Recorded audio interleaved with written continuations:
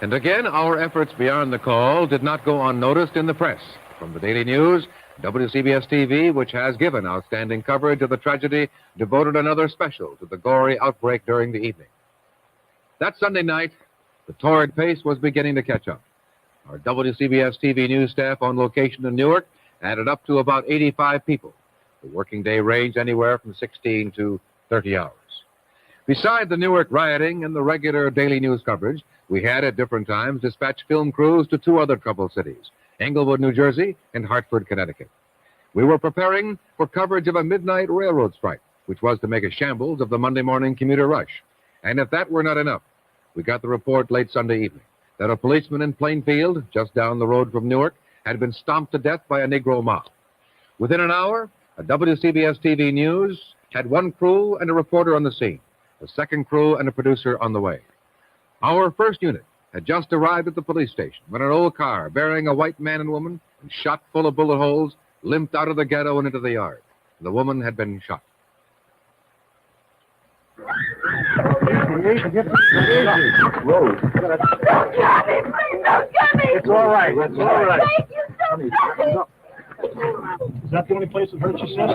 That's the only place? All right. All right. No. You just got a scratch. No. Nothing. Where's the rest of that? Come on, let's go. Monday morning, the National Guard was sent from Newark. At first light, the scene in the Plainfield Negro community was all too familiar. Broken glass, bullet holes, bricks and bottles, looted stores. Because the area was much smaller than that in Newark, city officials were able to meet with its leaders and arrange a shaky truce. And that truce was severely threatened, however, by a persisting rumor in the black community that a 7-year-old Negro boy had been shot to death. Reporter Chris Morgan, remembering what the murdered cabbie rumor had done in Newark, set out to prove or disprove the murdered boy story in Plainfield. We became the only news media to put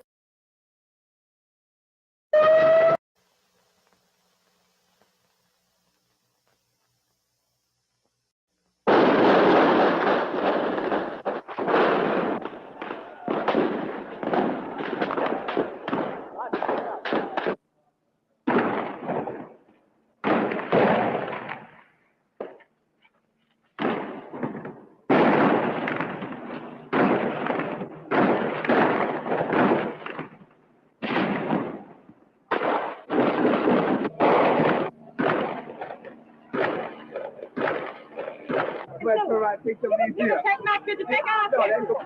On the second floor!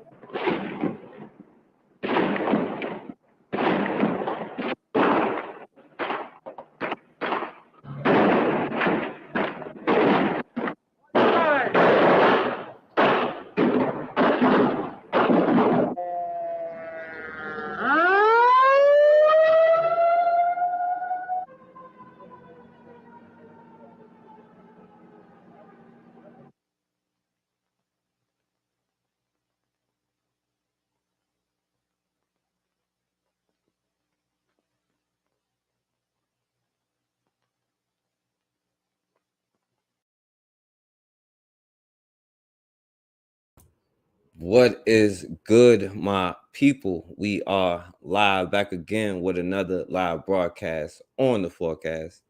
What's going on, Considra? Appreciate you coming through. I know I'm a little bit late. Shouts out to my brother D Webb. Y'all subscribe to the Harsh Reality Podcast. Shouts out to my brother. Yeah, you saw that, right? How back then, all right, black people, they sent them. That white girl got ran up out the neighborhood. You know what I'm saying? Now she can run all through the neighborhood like it's all good. But anyway, I'm not gonna be on here long, right? And with the title, I'm not sure if people remember the saying, let's go Brandon, you know what I'm saying? But it ain't really got much it got a little bit to do with it, but not much. But it has something to do with boy Joe Biden, right? So before I go into it, I'm gonna be quicker today. I'm gonna try to go through it quicker. Because I ain't gonna try to go too deep on it. Oh yeah, it's a big difference now. Yeah, but you see, they set that whole city on fire when it was time to, right? Let me see. Oh no, this is the right one. All right, so oh yeah, all right. So speaking of this, now I don't know if you saw this, Cassandra. All right. I want to start it off this way. You know what I'm saying? Let's go, Brandon. I don't know if you seen your boy, he about to die over here. Hey, let's start out with this brother here. It's either Joe Biden or we go to hell in the handbasket. Ladies and gentlemen, brothers and sisters, please join me in welcoming our friend, our Pennsylvania. He comes to us all the time. So give him a warm Pennsylvania welcome to the President of the United States, President Joe Biden. This Negro.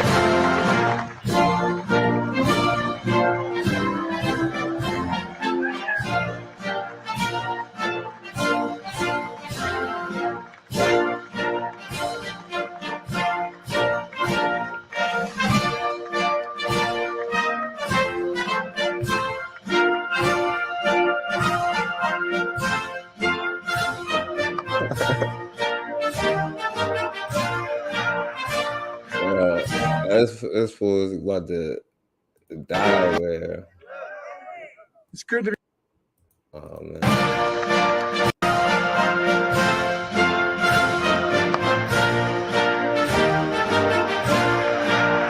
What's going on with your boy, Cassandra? Yeah, you heard that, brother. You heard that, brother. What's going on with your boy Joe Biden? I don't know what's going on over here.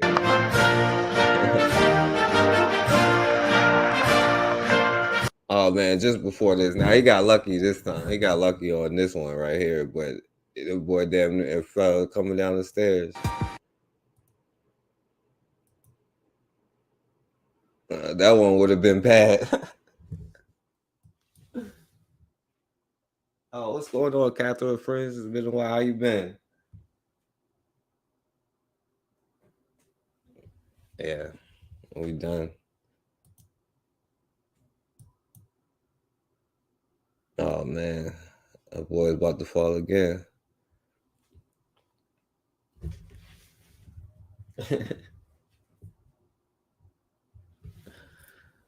Oh man, speaking of that though, right? Let's go. Now the Republicans always make fun of him and stuff like that, but these old white dudes can't do nothing. Y'all remember the dude Tommy Tuberville? He was like a football coach, but he started saying all this crazy stuff about like black people and all that kind of stuff not too long ago. You know what I'm saying? Look at this fool here.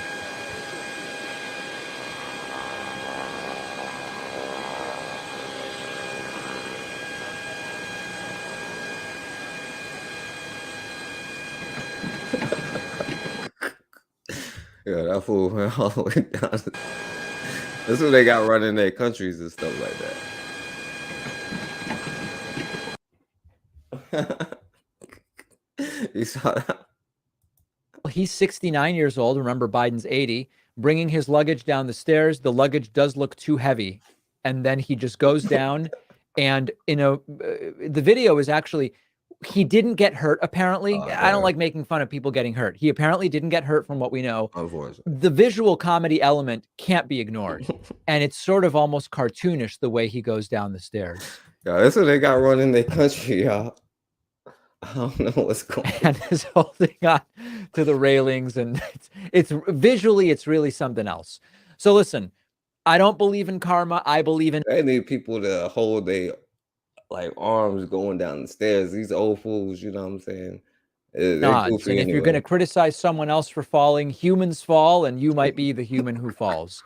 This is not nearly as serious as Tommy Tuberville blocking military appointments for political reasons that cripple the United States because he disagrees with what most people believe about abortion. This is not nearly as serious as any of those things, but it is certainly an interesting thing to see. Oh, man.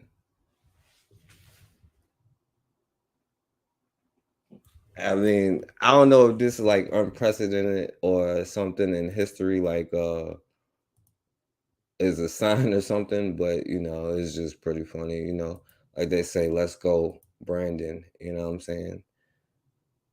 And I don't know, I guess it could be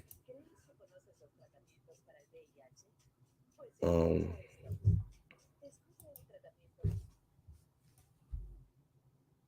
all right, so yeah, my bad. Let me all right, so let me show some of this stuff real quick. I guess I ain't gonna be like too long on here and or be too serious. But I wanted to play this because maybe it's something to it, you know what I'm saying? I don't know.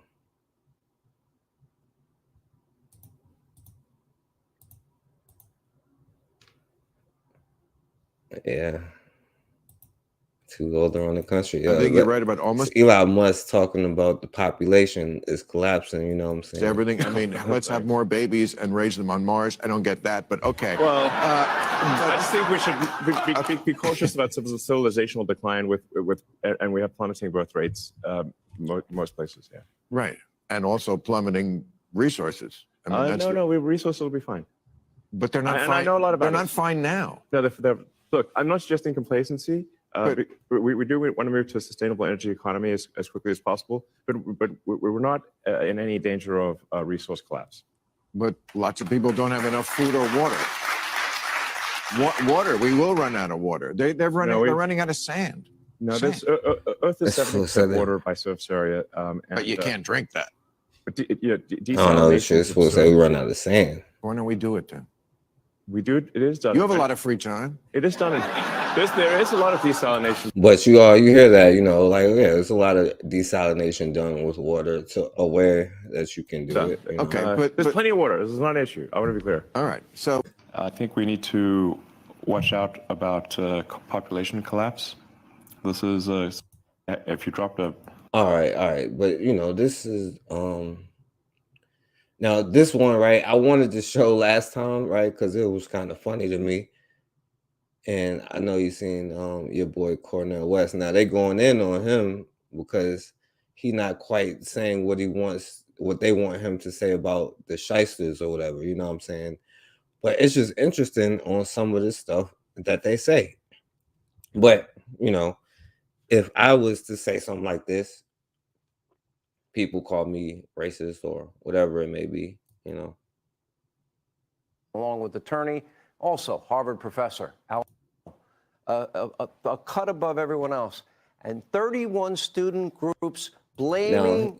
Now, this white dude said to him, he was like, you always call me brother, but after you said what you said about the shysters, I can't call you my brother, right? A valuable lesson that we just fly over our heads. Israel, blaming the victim. And your answer to this is they are largely right? Hamas that murdered children? Hamas that murdered innocent people? What I said, though, brother. Okay. That's what I they said. are largely right, but lacking nuance. No, I didn't say like nuance. That's the title of the piece. Okay. My actual words were, I'll just be very honest. I got states are primarily The United States has responsible. supported and enabled. You explain to this audience. I want you to explain how is Israel and the United States responsible for beheading 40 children? How? I'm talking about the context. 545 Palestinian children died in August 2004. Not one American said a word.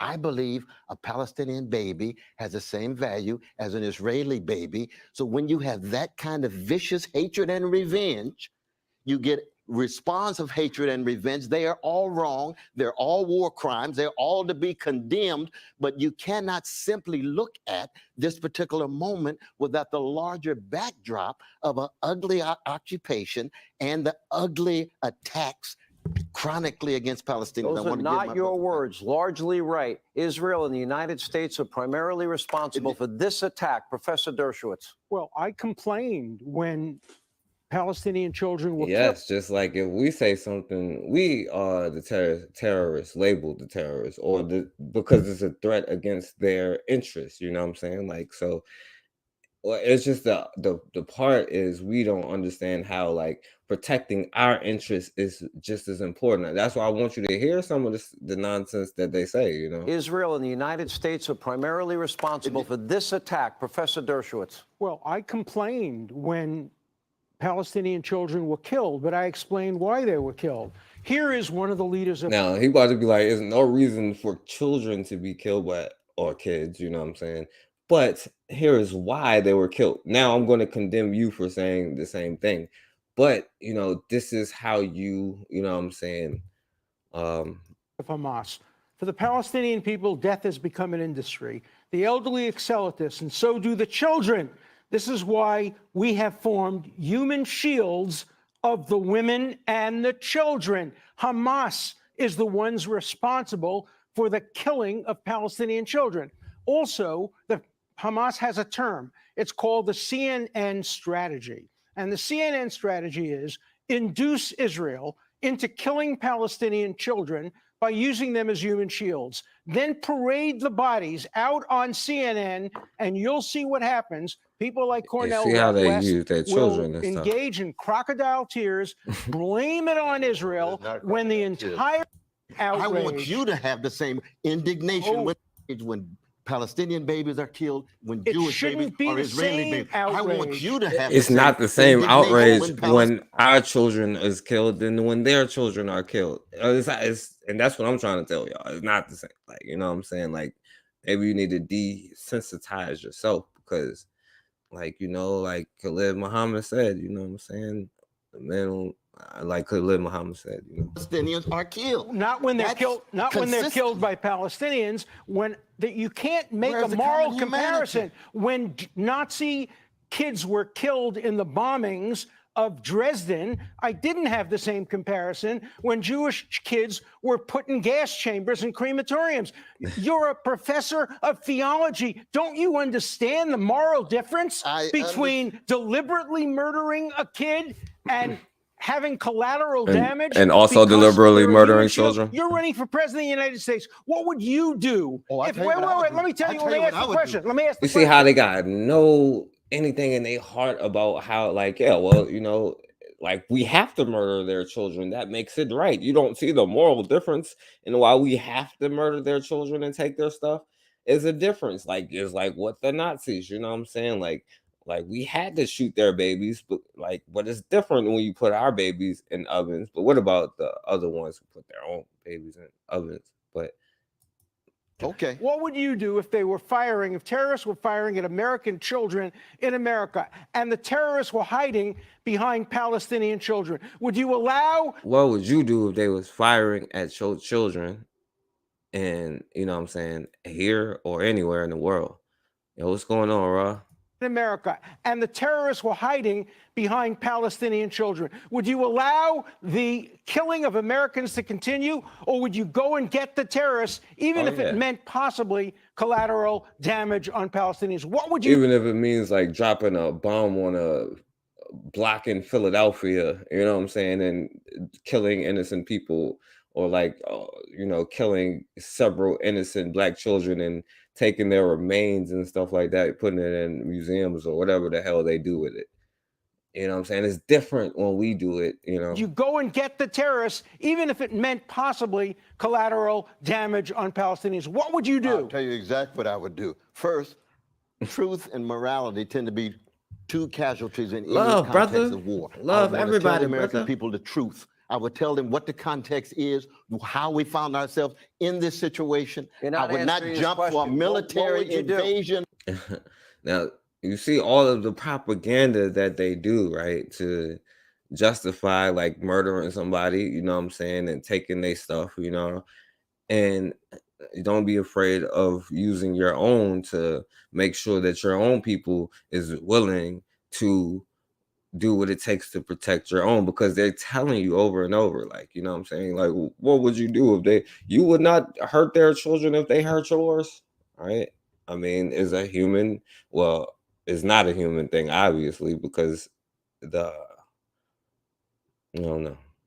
Because like Cornel West in this situation, I would not jump for a military invasion and a genocidal attack. Same ones, bro. Genocidal attack on Gaza. No, it's not a genocidal where are they supposed to go? When you're where are they killing supposed to terrorists. go? This is like Warsaw, 1943. Where do they go? Where do they go? Yes. Let me tell you where they go. I don't give a damn where they go. UN is keeping from Gaza to Geneva? They go to no. The UN has places in Gaza. They go to the Rafah crossing. UN people have been killed in the last few days. They go to Egypt, They go. Egypt had to Wait a get minute. out. Let Come me on, make another brother. thing clear. No, no, Gaza no, no. City is very dense, Absolutely, but Gaza it is dense. itself, the Gaza Strip, there's lots of room. The Israelis have said, get out of Gaza City, go to Rafah, go to Khan Yunis, go to other places. And you know what Hamas With is no saying? water, no Wait food, a no minute. electricity. You know hell what no. Hamas is saying? Hamas is saying, don't go. Oh, I'm not here to Don't defend go. Hamas. Well, you Hamas- are No, here. I'm not defending Hamas. Wait a minute. All War right. crimes are barbaric. I'm saying that Now they always bring this out. You remember we was talking about the Black Lives Matter No, thing, no, right? Are they ever barbaric? No. If they target, Hold on. Sisters are killing children. No. Are they barbaric too? No. Are they ever barbaric? No. If they target children, Yes. Have they ever targeted no, children? They have absolutely never, never in the 78 history years. have they ever targeted a brother, you child got to get off that- deliberately. Never in the history have shysters targeted children or a kid deliberately. You know what I'm saying? Never. You know.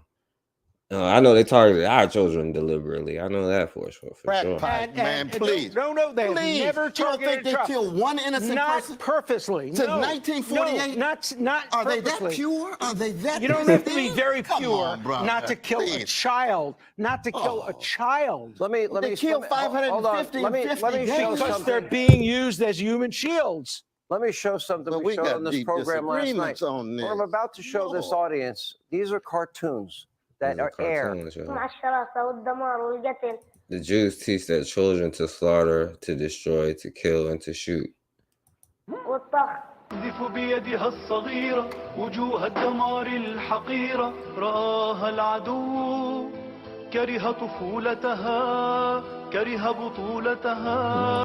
And wrong. Here's the I just problem I want have my with your brothers piece. and others, if there's any hatred Hang on a of second. anybody, Let me get- including let me get- Palestinians, Would you wrong condemn too. Black Lives Matter Chicago for justifying the Hamas murder by using these little airplane things and coming down on the paraglider. music event? But I didn't want to say- hear. but I would certainly condemn it. You I would condemn certainly Black condemn it. Lives Matter. I would condemn anybody. Okay. It's not a matter of I'm skin glad to hear pigmentation. you. This is morality and spirituality. now, Okay, brother. so you What the condemn world? Black But Lives Matter. part of our challenge, though, and this is important just as a leader, you see, he asked me what I would do. I would say we've got to end occupation. We Mm. got to This make has sure nothing to do- that That's Palestinians nonsense. have the same That's not in occupation. you see, he asked me what I would do. I would say we've got to end occupation. We got to This make has sure nothing to do that with the Palestinians occupations. have the same dignity, the same rights as Israelis. Let me ask you a That's question. at the center. Here's That's my- You at know, the core. I support Guys, that. guys, You know that's I at the support the core. two-state But I see solution. you- But Hamas doesn't two-state support the solution is not the- two-state solution. Hamas opposes Professor it. West, I want to ask this question. Would Gaza be facing annihilation if Hamas did not attack and kill all these innocent Israelis? Would they not be facing annihilation had they not like kidnapped millions of people and did what they did, right? Of course not. Gaza has been facing You're not a answering. chronic Would they be process facing of an imminent annihilation? Since Now he switched it to imminent annihilation because yes, they would probably be annihilated. Probably, you know what I'm saying? That's on them. But then he had to switch it up to imminent, and probably still probably but And kill all these innocent Israelis? Of course not. Gaza has been facing You're not a answering. chronic Would they be process facing of an imminent for- annihilation? since 2000. Would they be And facing 2000 and imminent what? 2000 annihilation? and what? Since 2006 and 7, and Gaza was taken over by Hamas. I'm not And they pro-Hamas. I'm pro-democracy, but I'm concerned about the suffering of Palestinians. Israel didn't fire a single rocket until Hamas fired 5,000 rockets. Israel controls the starting land, the air, only after containment, Hamas the took food over. going in, the trade Only coming after. in, and so. But it All was right. already under occupation It since was never. 1967. No. The occupation ended 2000. all right. So y'all get the point, right? It's different when we kill their children because it's okay, right? It's just wrong when they just retaliate. You understand? So would they be facing annihilation had they not like kidnapped millions of us? You know what I'm saying? Now, speaking of Philadelphia, right? I wanted to play this one, y'all, because that's where y'all boy, good old Joe, let's go, Brandon. That's where he was. But I don't know if y'all heard about what's going on in Philadelphia. You know what I'm saying? Like the people is going off. So this is what they are saying here about the people over there. And up in Philadelphia.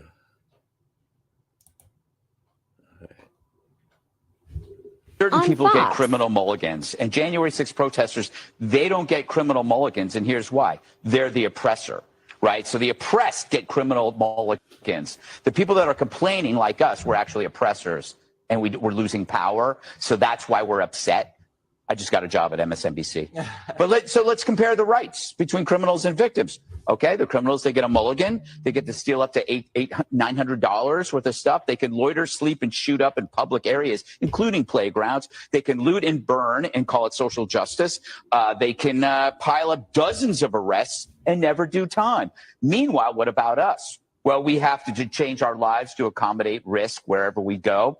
We have to move out of cities for the sake of the safety of our families and our own safety. That's what's happening. We're being driven out of cities by the oppressed. So I return to my imperfect analogy from yesterday. All right, listen to his analogy from whatever. We had a war over slavery.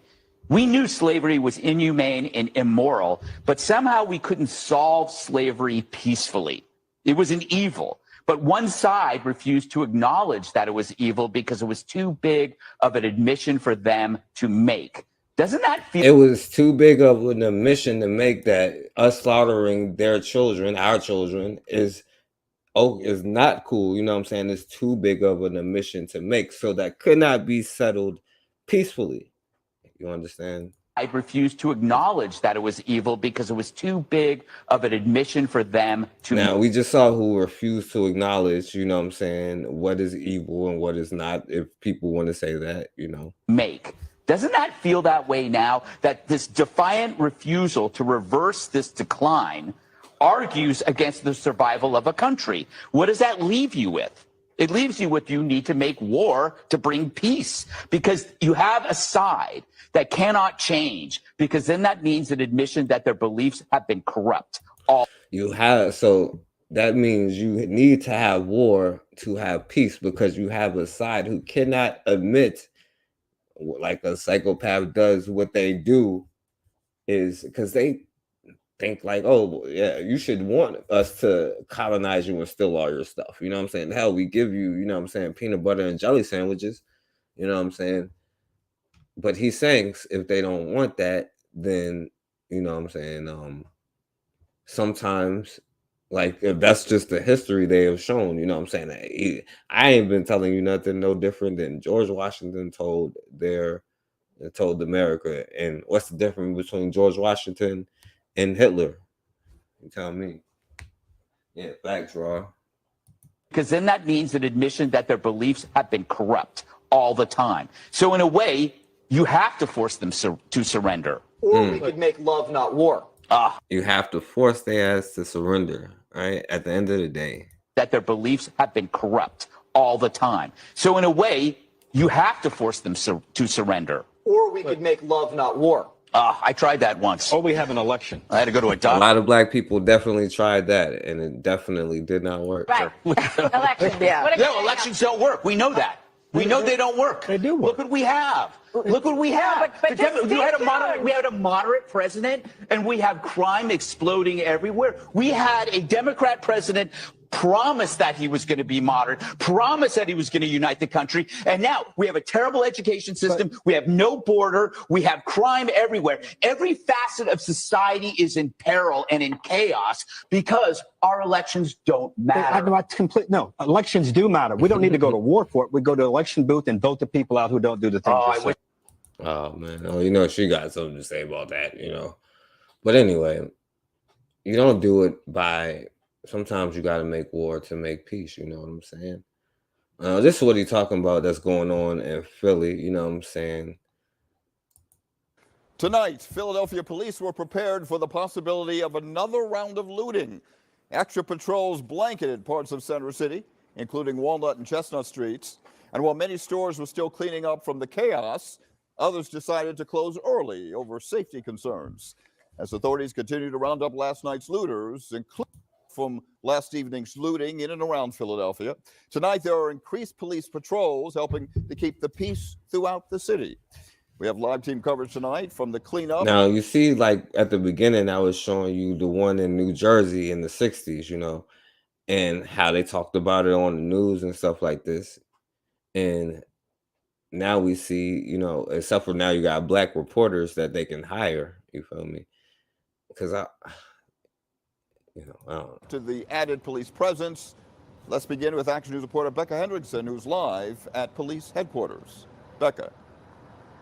Rick, police not only wanted to make their presence known in Center City, where we saw officers on nearly every corner, but they were in other neighborhoods around this city too, having patrol cars in shopping centers to deter crime. The bottom line is sending a message that Philadelphia is not going to be the place that you can come and do this type of behavior. As police added more patrols, businesses across the city the interim closed police early. commissioner. This Audi and Olney had security guard its boarded up doors after looters. Now, that's one thing they do, like almost every time is a black you know what I'm saying, police chief or something. When it goes down like this, that's a spokesman like 8 times out of 10. You know, the neighborhoods where we got to shop at and they got to shop at. Police say 52 people were arrested after a night of mayhem. During the looting, he's even more fearful of what could happen in his neighborhood if the criminals strike again. They're not going to shoot to aim, they're going to shoot to kill. And if this happens again, then the National Guard has to come all the way out here, and then this all this stuff is going to keep on happening. Now they got this young, I ain't gonna say nothing because he's 12 and stuff like that. Like, oh, well, the National Guard and stuff gonna come out here and all this and blah, blah, blah. And Rick, police say they're likely going to be making more arrests because of the looting. They also say they'll have increased patrols throughout the city through the weekend. Live at police headquarters, Becca Hendrickson. Cleaning up after also being looted. Pharmacies in areas all around the city, the impacts of this felt immediately. All right, so, you know, everything that's going on in Philly, you know what I'm saying? You know, the people is going off, and then they're calling for, because back then, you know, what the police would do is like this, especially they call in the National Guard, and then the National Guard would try to take up arms. But back then, right, black people had courage and shotguns and would shoot back and stuff like that. Now, I don't know what we would do. All right, so let me play this one, right? Because I want to show you this.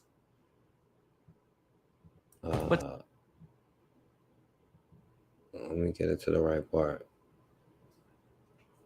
Because it's talking about, you know, where we spend our money and all of that. And I'm going to hurry up and get through this. So as I was saying, these people don't like us. They don't respect us. They only want our money. But let one of y'all come an hour who be like owners or they're, you know, whatever they have going on, a restaurant, store, whatever it is. It can be all white, all Spanish, all Asian, all whatever. When a black person walk in, we get looked at crazy. We get made to feel severely uncomfortable when we come in to spend our good green money. But let one of y'all come in our establishments. We welcome y'all. We make sure y'all comfortable. We tell you invited to the cookout, and I don't do that, but they say you invited to the cookout, and we had, okay, get it. You know, we do whatever to make you comfortable. We applaud you when you try to dance with us and all that, and we don't get that same reciprocation. So, like, black folks, we got to stop being so welcoming. These people don't like and respect. So as I was saying, these people don't like us. They don't respect us. They only want our money. But even when we spending our money, they can't even give us the decency of respect. Like, they can't even fake it. I don't know if the hate is so strong that they can't hide it if they wanted to, or maybe like people, maybe I just can feel it and see it even when they try to hide it. I don't know, but it's clear as day to me. And we got to stop giving these people our energy, our money, our time. They want all of our rhythm, but none of our blues. They only want to be associated with us. All right, so I'll play that to show you this one, right? Now check out what this Arab dude, like, because, you know, we spoke on the other side, but we ain't gonna act like, you know, those dirty Arabs. A woman is suing. All good either, you know what I'm saying? This happened, okay? This is... Now, see, this is a black woman, right? And the story is, right, now he tried to call her a man, now, like she's like gay or something like that, you know what I'm saying? And so apparently they tried to call her a man, and, you know what I'm saying, he dragged her out in the middle of you know, look at the neighborhood right here. This is. You see brothers standing there like, what the hell? You know what I'm saying? And I don't know, like at the end of the day, right? Because they was like, you can't reason with anybody. You can't, you know what I'm saying? When you see them attacking you, then you must respond, you know what I'm saying? But you see the brothers just standing right there as this, like, this is a woman here, you know what I'm saying? And dude tried to call her a man, you know. This is an employee, a cashier. Staten Island police, they have not made an arrest yet. The black woman caught in this video is being dragged by her hair into the street and then kicked in the head by the deli cashier because he allegedly mistook her for being a trans woman. That's the reason, according to the narrative. The woman has filed a lawsuit against the owners of the deli where the assault took place back in July. Let's put this picture up for mass. This is so horrific. This is so horrific. Look at this. Jack. Now, I wish, because there's not anybody else I could have played for with this, but I wanted to show you, you know, how the sister is, and she is a woman, you know what I'm saying, like from what you know, apparently is a gay woman or something like that. But, you know, because I know we like to think that we are everything other than what we are first, you know what I'm saying? Because he ain't dragging nobody else out there. But also, you see where he has his business. You see, like, the brothers that's standing right there. You know what I'm saying? You just see somebody getting dragged out by their hair. You know what I'm saying? You don't know what's going on or whatever. And, you know, it's just standing there. You feel me? I don't know. And I know certain people would be like, you know, whatever. But, you know, that is the reason why you lose all your stuff, you know. Okay, so I talked about this one too a while ago. This brother, he was like, you know what I'm saying, having a kind of mental thing going on. And now the police is on trial because they like beat him up and all that stuff, even though he was like laying on the ground. They kept punching him and they ended up dying.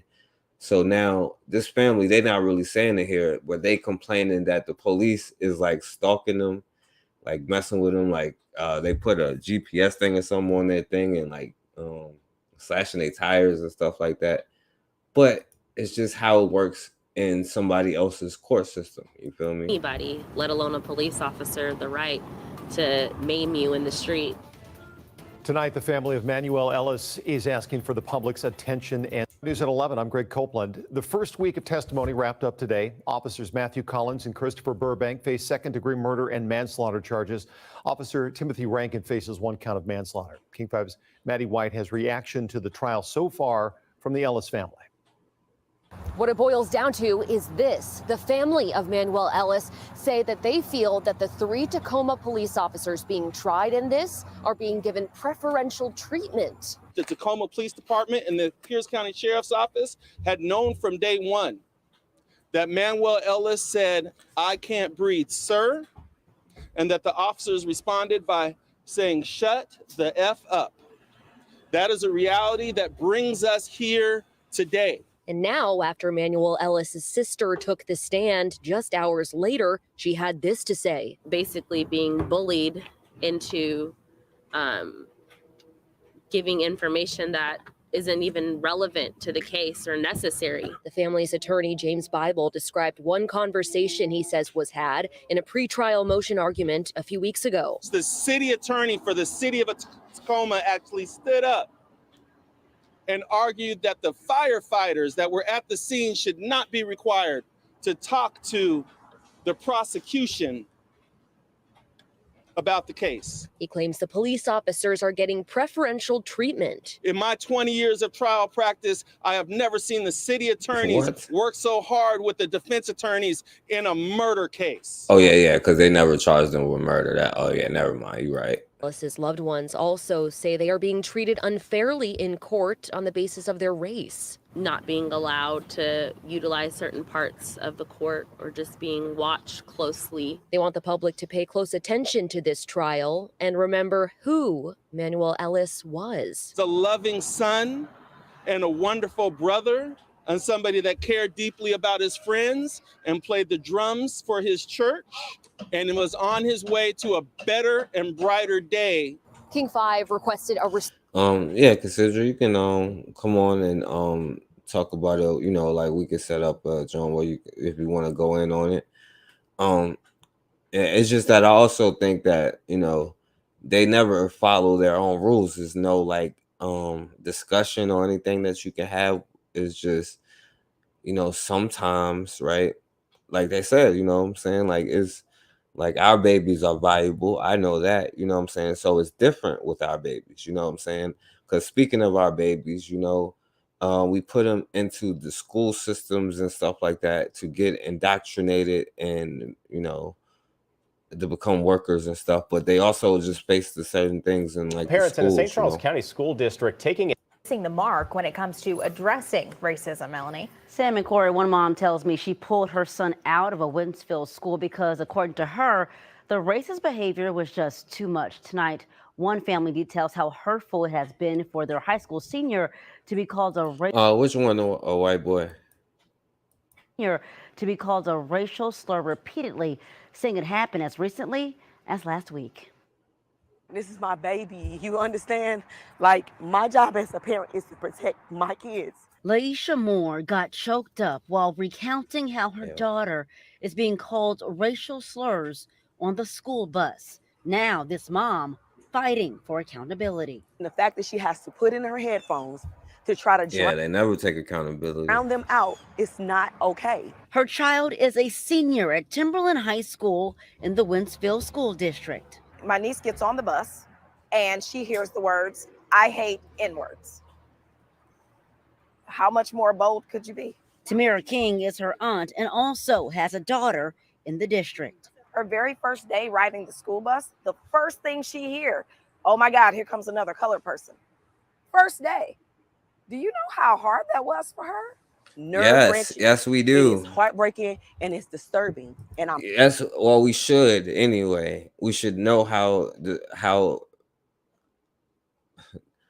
mentally, you know what I'm saying, it affects us by now, right? To the point where we like, yo, we got to find a way not to continue this degeneracy or whatever kind of behavior, as opposed to be wiped out or assimilated by annihilated by assimilation, or, you know what I'm saying, whatever they said.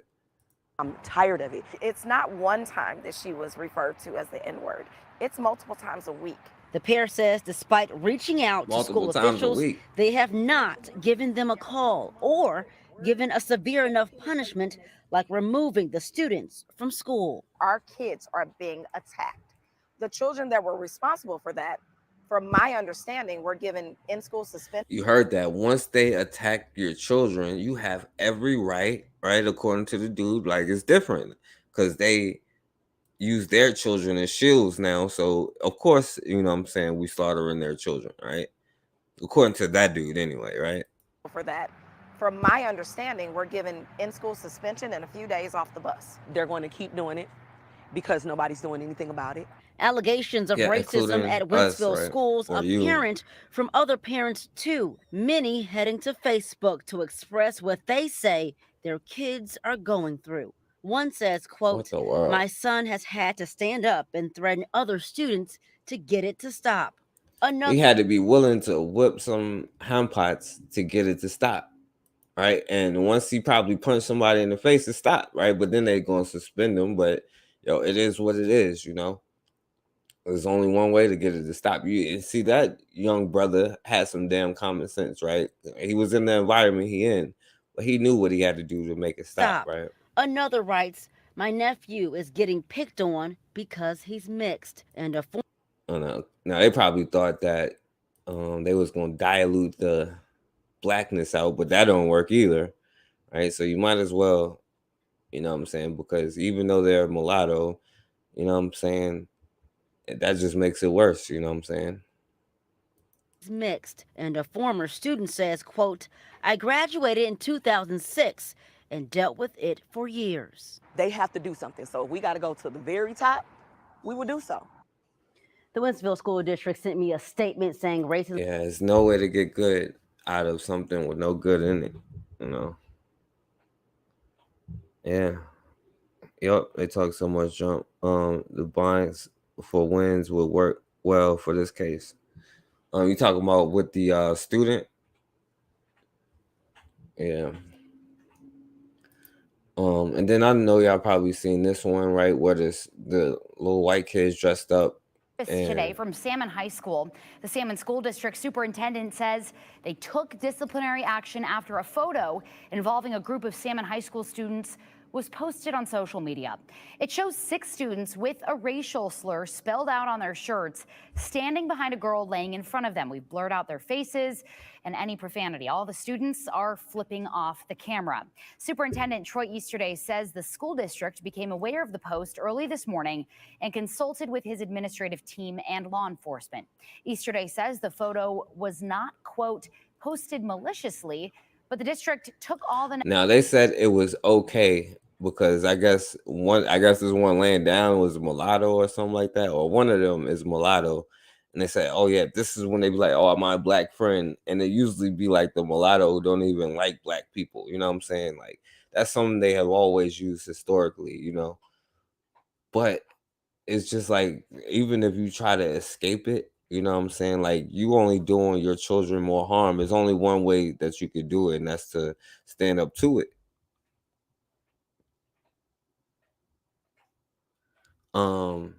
This one is Salaman. This one is called Wentzville Schools. I'm like, that's the school district.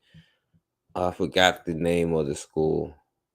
I have to go back to it. I can send it to you though. But this is the school district though. And that's in St. Louis.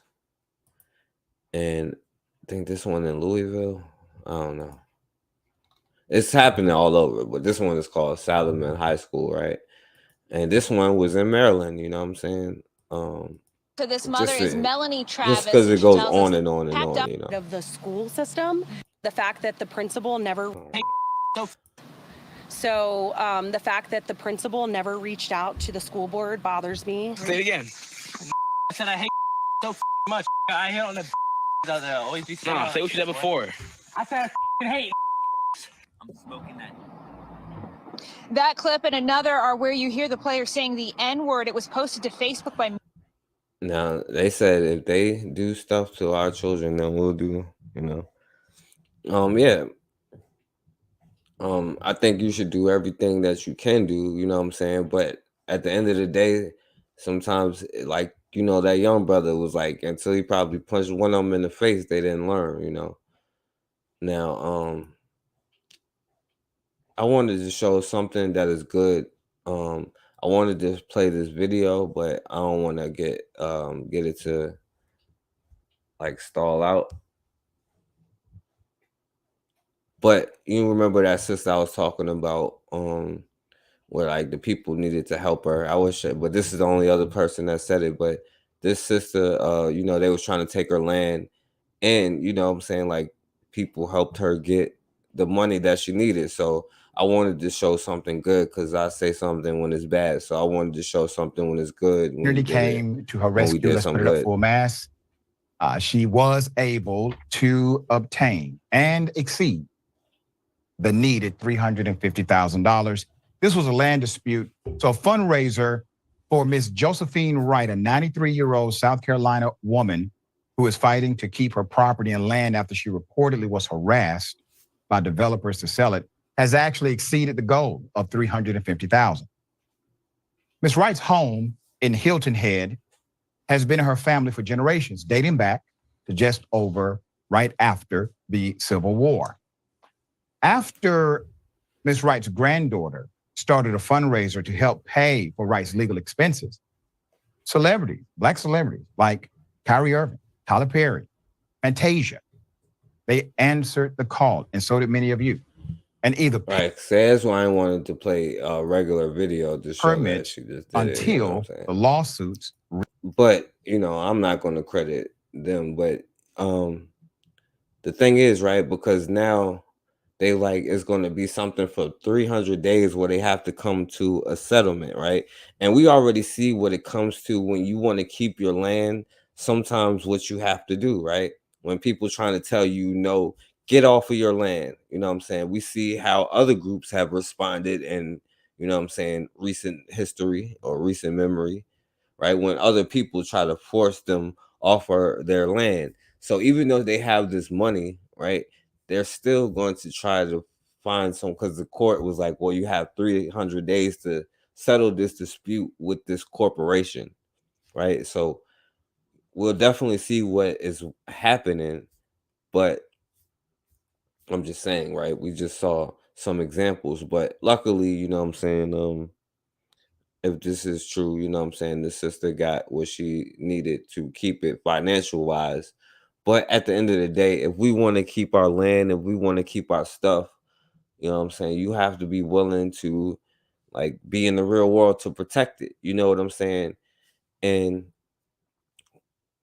I think that every avenue should be tried, but at the end of the day, right, it's just like in the physical world, like you can't, you know what I'm saying, do something unless you literally go outside. So you can't protect something unless you literally physically, you know what I'm saying, do it, you know.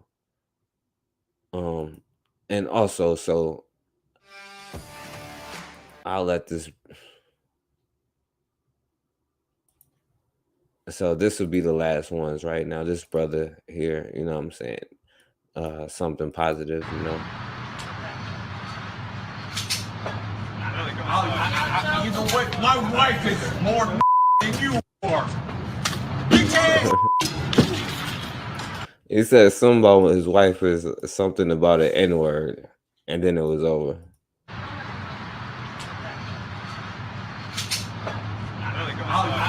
You know what? My wife is more than you are. Oh man, his head hit the rail and everything. It was like two of them.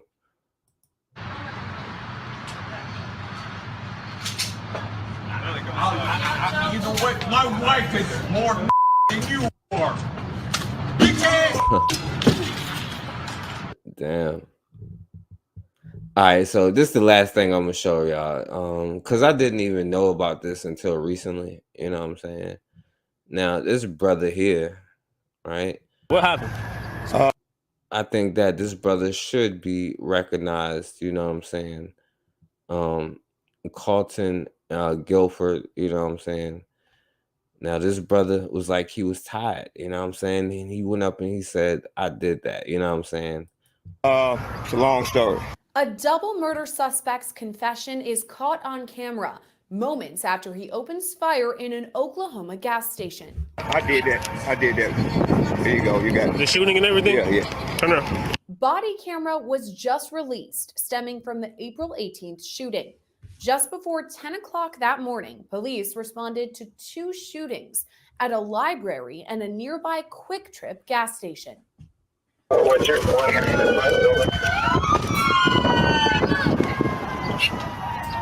What's up? What happened? Listening on the register. According to a release by the Tulsa Police Department, the suspect, Carlton Guilford, first went to the Rudisill Public Library, where he shot a man in the back of the head.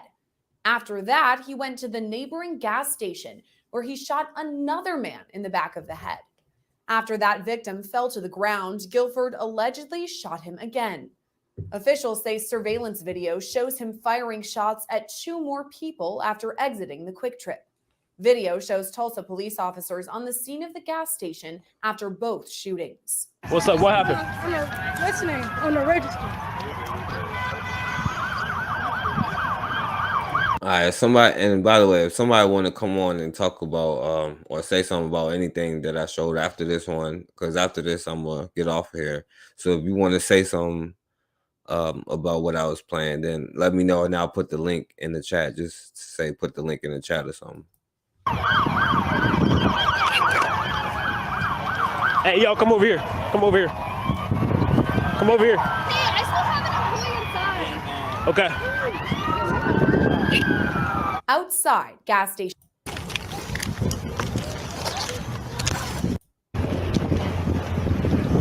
Officials can be seen securing the area, calling for everyone to evacuate their vehicles.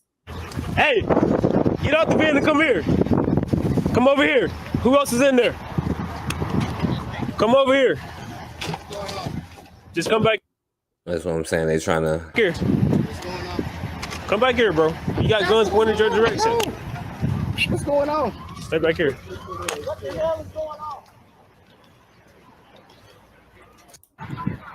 Hunters continue to search for the remaining employee.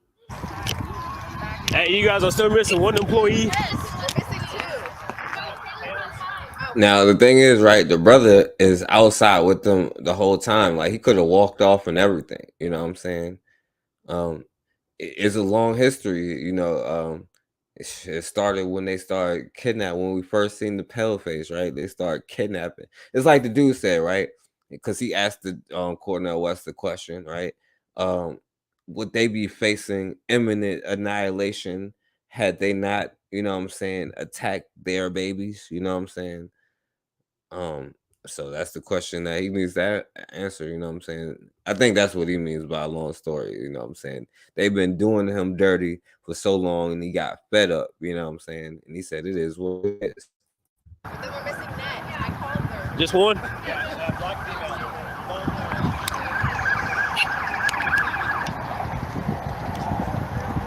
They're missing one.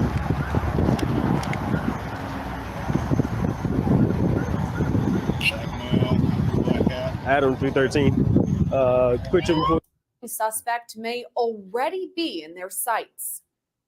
Brother was already outside. Right there. Thanks, y'all. I appreciate it. Shouts out to Consider. Shouts out to Catherine. Yeah. Oh yeah, I saw the concert. The CC Winans. Hey, come with me. You come here. Video shows Guilford approach officers who ask where he came from. It's then that he admits to the shootings. You got any weapons on you or anything? Where you come from?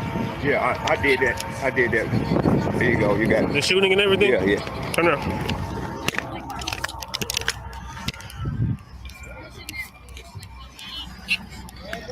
Hey, this is him.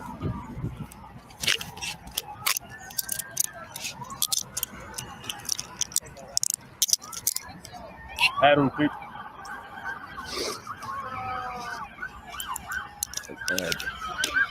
You got a weapon on you? Yes, right there. Where's it at? Right here. Video then shows officers recover a weapon. Hey, tell him this is a guy.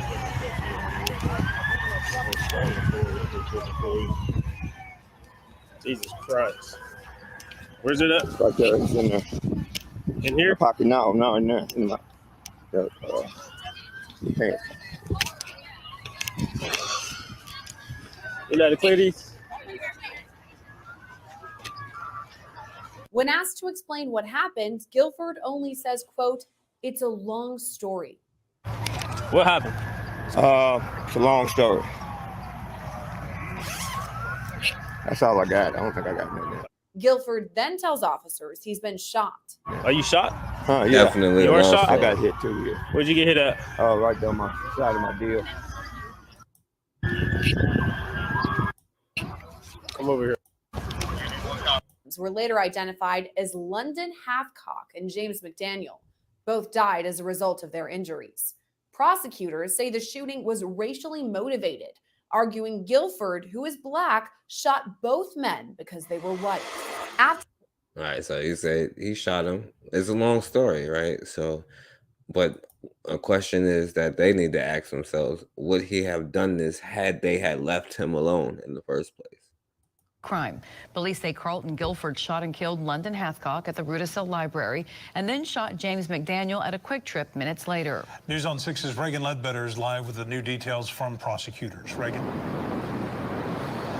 Greg and Lori, District Attorney Steve Kunzweiler says based on the evidence, they believe Guilford shot both men because they were white. Now, Oklahoma's hate crime is called malicious intimidation or harassment, which is a misdemeanor.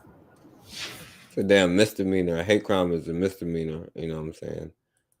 the information suggests They never seen it the other way around, right? So they gonna burn him, but you know, other way around is a mystery. race played a role in it. I feel like that's something that we can prove, and would be something that Yeah, he could have walked away, and he straight walked up. And was like, yeah, he was like, yeah, I did it. You know what I'm saying? And maybe he did like a Dylan Roof kind of thing, like yeah, I wanted them to know. You know what I'm saying? So we don't be scared. You know what I'm saying, or something like that. we can prove, and would be something that a judge or jury obviously needs to listen to. So yeah, they always be like, when it's the other way around, oh yeah, we gotta get more facts. We don't want to just say that it's this or that, you know, unless the dude had literally be like, you know, I killed these people because they're black. You know what I'm saying? Like, he needs to listen to. So we'll present that information along with everything else. Guilford is charged with 2 counts of first-degree murder for killing Hathcock and McDaniel, and 2 counts of shooting with intent to kill for shooting at 2 QT employees who were not hurt. Investigators say Guilford shot both men in the head from behind. They say Guilford continued to shoot McDaniel after he was already on the ground, and even reloaded his gun and shot McDaniel in the head again. Guilford is being held without bond in the Tulsa County Jail, and prosecutors say that's needed in order to keep people safe. Whenever you're talking about a dynamic where the safety of the public is at risk, in my mind, somebody who's killing somebody or doing harm towards somebody who they don't know, that really amps things up. ain't that something? So when people is doing harm to you, right? We see like everybody else in the world is like, yeah, like we just must make it stop by any means necessary. You understand?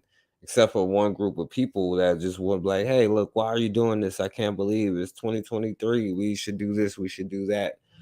But, you know, we'll see what happened. Stop letting them take our land, you know what I'm saying? So shouts out to that lady, you know.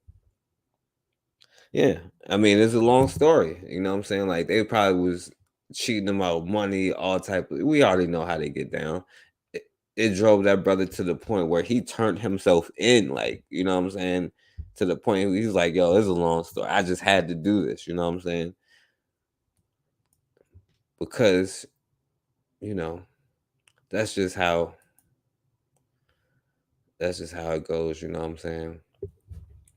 But all right, y'all, you know, I guess we'll do this, you know. Oh yeah, you know what I'm saying?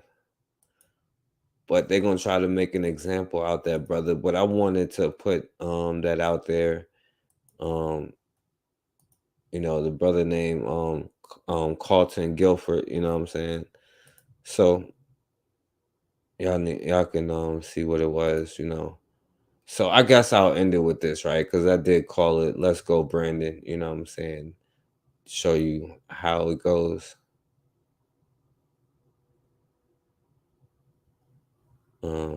Hopefully it'll work.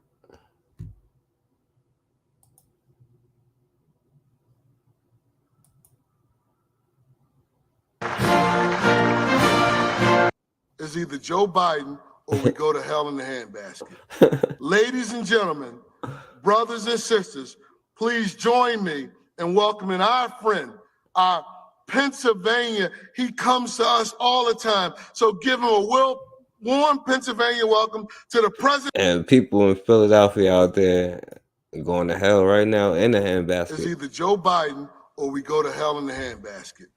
Ladies and gentlemen, brothers and sisters, please join me in welcoming our friend, our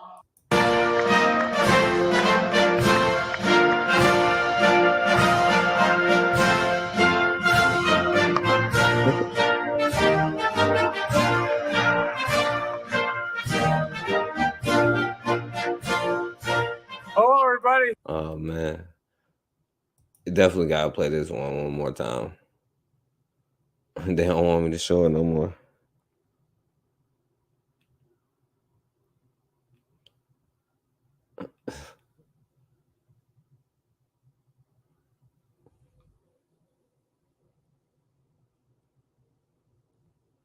All right.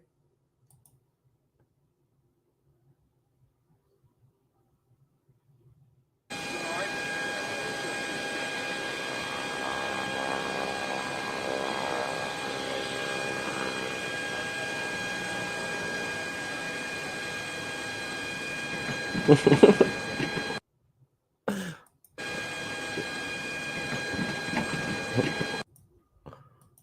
man, my bad, y'all. I had to play it one more time.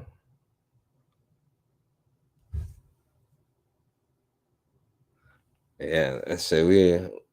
The handbasket came from hell. Here's already. Tommy Tuberville. He's 69 years old. Remember, Biden's 80. Bringing his luggage down the stairs. The luggage does look too heavy, and then he just goes down. And the video is actually, he didn't get hurt. Apparently, I don't like making fun of people getting hurt. He apparently didn't get hurt, from what we know. The visual comedy element can't be ignored, and it's sort of almost cartoonish the way he goes down the stairs. And is holding on to the railings, and it's visually, it's really something else. So listen, I don't believe in karma. I believe in odds. And if you're going to criticize someone else for falling, humans fall, and you might be the human who falls. This is not nearly as serious as Tommy Tuberville blocking. All right. Yeah, what up, Halle Berry? Yeah, it's just a signal for what they're going through in the world. You know what I'm saying? They definitely falling off, you know what I'm saying? They can't get a president that don't fall every couple weeks. Oh man. But yo, shouts out to Halle Favorite. Thanks for coming through.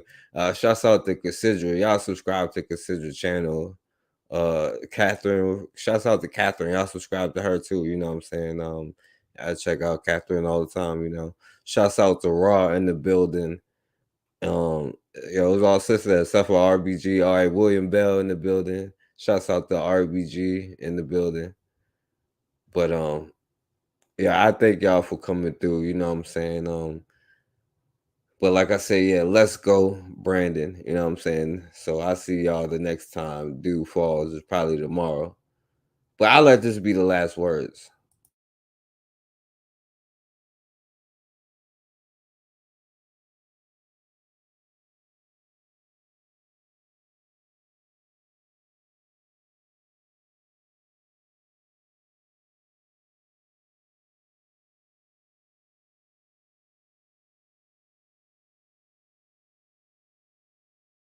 A reporter on the scene.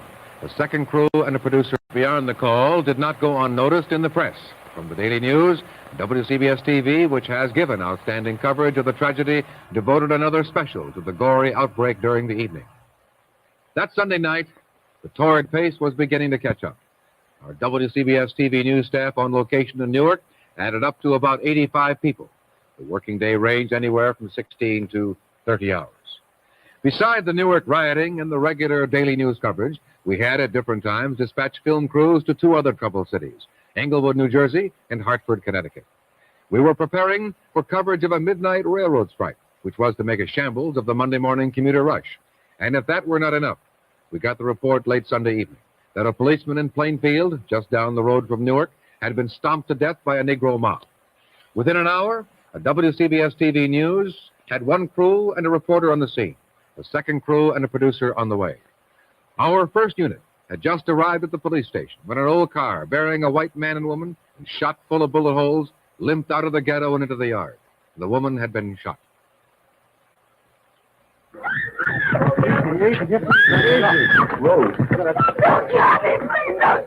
all right. It's all right. Is that the only place that hurt you, sis? That's the only place? All right. All right. No. You just got a scratch. No. It's nothing. Where's the rest of that? Come on, let's go. Monday morning, the National Guard was sent from Newark. At first light, the scene in the Plainfield Negro community was all too familiar. Broken glass, bullet holes, bricks and bottles, looted stores. Because the area was much smaller than that in Newark, city officials were able to meet with its leaders and arrange a shaky truce. And that truce was severely threatened, however, by a persisting rumor in the black community that a 7-year-old Negro boy had been shot to death. Reporter Chris Borgen, remembering what the murdered cabbie rumor had done in Newark, set out to prove or disprove the murdered boy story in Plainfield.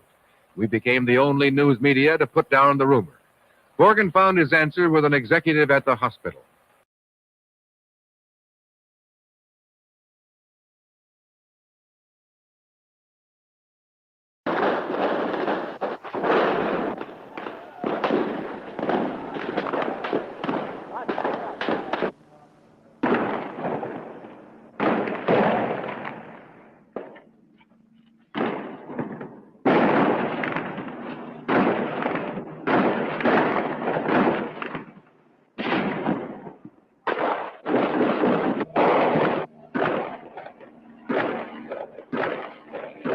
Take my picture, take our picture. On the second floor.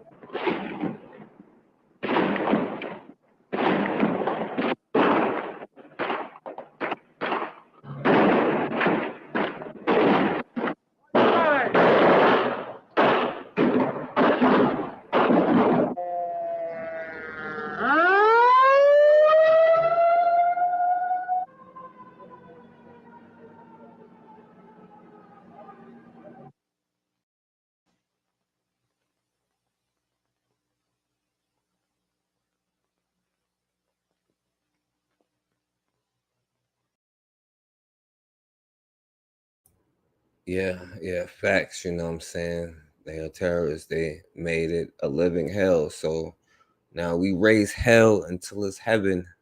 You know what I'm saying? So just like they did, they said it's hell, so we gonna burn it down. And you know what I'm saying? We ain't gonna stand for our children being shot, our children being hurt, right, or exploited, right? At some point, we had that common sense too. You know what I'm saying? But until then, let's get it together. Let's go, Brandon. You know, shouts out to all y'all. Again, I appreciate y'all listening. And as always, man, we have got to start standing for something, or we're going to keep falling for anything.